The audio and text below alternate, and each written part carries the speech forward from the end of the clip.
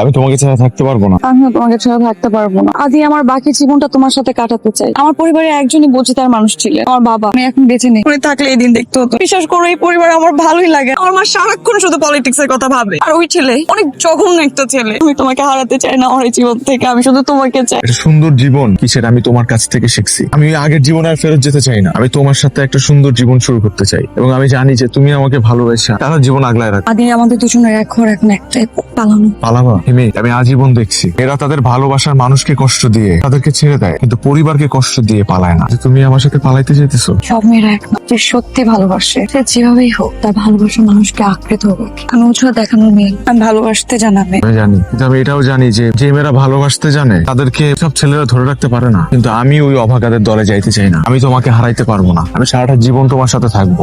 Please তুমি আমাকে এখান থেকে নিয়ে যাও। নিয়ে যাবো ঠিক 10টায় লাভ রোডে অপেক্ষা করবো তোমার জন্য। তুমি চলে এসো। আমি আসবো।